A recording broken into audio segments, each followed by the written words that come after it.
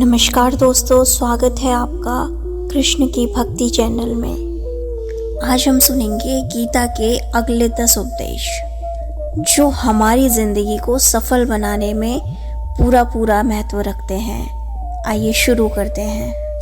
सर्वधर्म परित्यज्य मामेकं शरणं व्रज।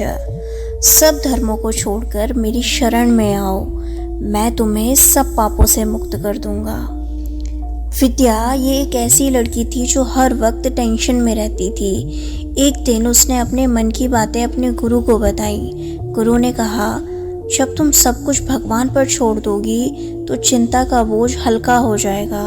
उसने अपनी समस्याएं भगवान को अर्पण कर दी और धीरे धीरे उसकी सारी समस्याएं और चिंताएं दूर हो गईं। अर्थात अपनी समस्याएं भगवान की शरण में छोड़ देने से मन में बहुत शांति आ जाती है। तो टेंशन लेना कम करो और भगवान पर भरोसा करो। अगला उपदेश, ध्यान से मन को शुद्ध किया जा सकता है। समझते हैं एक छोटी सी कहानी से। राहुल का मन हमेशा चंचल रहता था।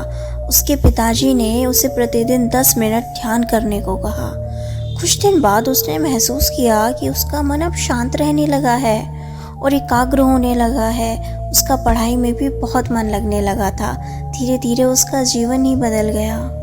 अर्थात ध्यान से मन को शुद्ध और एकाग्र किया जा सकता है, जो हमारे जीवन को बहुत ही अच्छी तरीके से बदल सकता है। अगला उपदेश है, आहार विहार में संतुलन होना बहुत ज़रूरी है। आइए समझते हैं एक छोटे से उदाहरण से।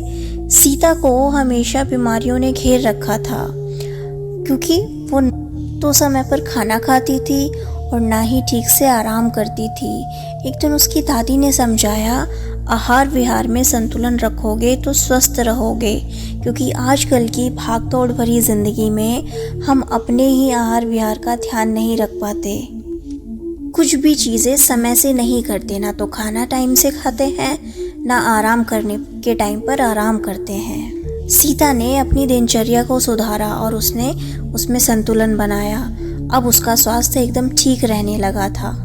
इससे हमें यह सीख मिलती है कि अपने आहार और विहार में संतुलन बनाए रखने से शारीरिक और मानसिक स्वास्थ्य अच्छा रहता है और हम अपने गोल्स को जल्दी अचीव कर सकते हैं।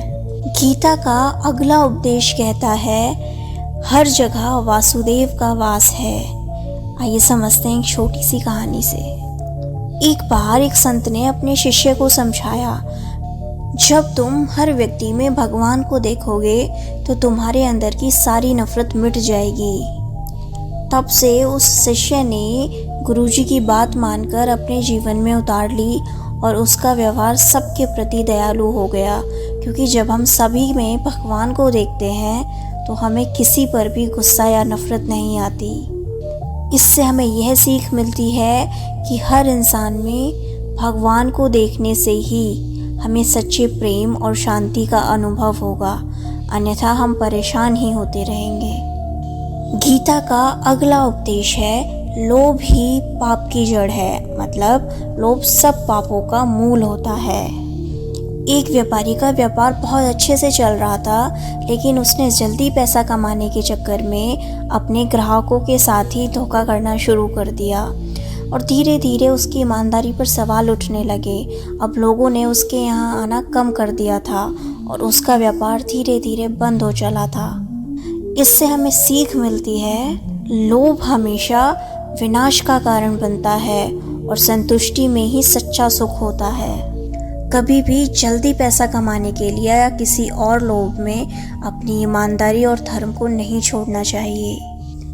गीता का अगला उपदेश है, चिंता मत करो। रिया हर छोटी छोटी बात की चिंता करती थी। एग्ज़ाम्स, नौकरी और लोग क्या सोचेंगे, बहुत सोचती थी। उसकी माँ ने समझाया, जिस चीज़ पे तुम्हारा कंट्रोल ही नहीं है उसकी चिंता करने से क्या फ़ायदा।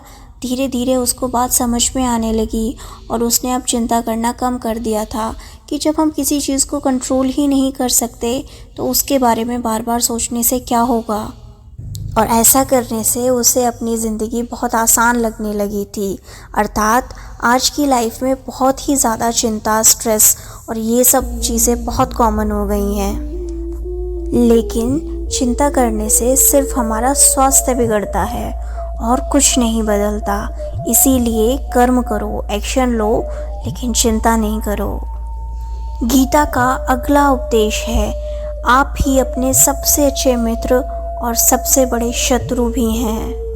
एक बार की बात है, एक लड़का हमेशा नेगेटिव सोचता रहता था और हमेशा बड़ा परेशान और दुखी रहता था। एक दिन उसके एक दोस्त ने समझाया कि हमारे विचार ही हैं जो हमारी ज़िंदगी बनाते हैं। उसको लगा विचार, तब उसने बोला कि क्या मैं इसीलिए इतना परेशान रहता हूँ क्योंकि मैं थोड़ा नेगेटिव सोचता हूँ। तो उसके दोस्त ने समझाया कि हाँ, जैसा हम सोचते हैं वैसा ही हमारा जीवन बनता चला जाता है। फिर धीरे धीरे कोशिश करके उसने अपनी सोच बदली और उसने महसूस किया कि अब उसकी ज़िंदगी भी सुधर गई है। वो जितना अच्छा सोचता था उतनी ही अच्छी चीज़ें उसके साथ होने लगी थी।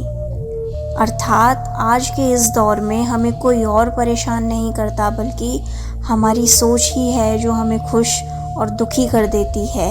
इसीलिए अपने विचारों को शुद्ध करें और ज़्यादा से ज़्यादा पॉजिटिव सोचें। गीता का अगला उपदेश है कि सही ज्ञान से ही कर्म और त्याग का अर्थ समझ आता है। एक बार की बात है, एक लड़के को लगा कि त्याग का मतलब सब कुछ छोड़ देना होता है। उसके गुरु ने उसको समझाया कि त्याग का मतलब है सिर्फ फल की आशा छोड़ दो। काम तो करना पड़ेगा, अगर आए हैं तो कर्म करना ज़रूरी है। इसीलिए काम करो लेकिन फल की चिंता छोड़ दो, उसी को त्याग कहते हैं। अब उस लड़के ने अपने हर काम को बिना फल की चिंता करे पूरी ईमानदारी से करना शुरू किया और उसने महसूस किया कि अब उसे पहले से ज़्यादा सफलता मिलती है। अर्थात आज की ज़िंदगी में हम सफलता को लेकर इतना परेशान हो जाते हैं कि हमारा काम करने में ही मन नहीं लगता। हमारा दिमाग सिर्फ एंड रिज़ल्ट पे जाकर अटक जाता है। इसीलिए हमें हमारे शास्त्र और ये ज्ञान ही बताता है कि कर्म करो, सफलता अपने आप मिलेगी। ज़्यादा सोचना बंद करो। गीता का अगला उपदेश कहता है, श्रद्धा से भी हमें ज्ञान मिलता है। अर्थात आज के इस कॉम्पिटिटिव दौर में अगर श्रद्धा और लगन होगी तभी हमें सफलता मिल पाएगी। गीता का अगला उपदेश है, तस्मत् योगी भवा अर्जुना। अर्जुन, तुम योगी बनो। भगवान कृष्ण ने अर्जुन से कहा, अर्जुन तुम चिंता मत करो, तुम सारे कर्म करो और योगी बनो, फल की चिंता मत करो। अपने मन को शांत और एकाग्र रखो और सब कुछ मुझ पर छोड़ दो, बस युद्ध करो। अर्थात आज की इस भागदौड़ भरी वाली ज़िंदगी में मन को शांत और एकाग्र रखने के लिए योग और ध्यान करना बहुत ज़रूरी है। तभी हम अपने मन को शांत रख पाएंगे। राधे राधे। कैसे लगे आपको ये गीता के उपदेश? कमेंट्स में ज़रूर बताना। अगर वीडियो पसंद आई हो तो लाइक करना और चैनल को सब्सक्राइब कर देना, ताकि आगे भी आपको ऐसी ही अच्छी अच्छी वीडियोस मिलती रहें। राधे राधे।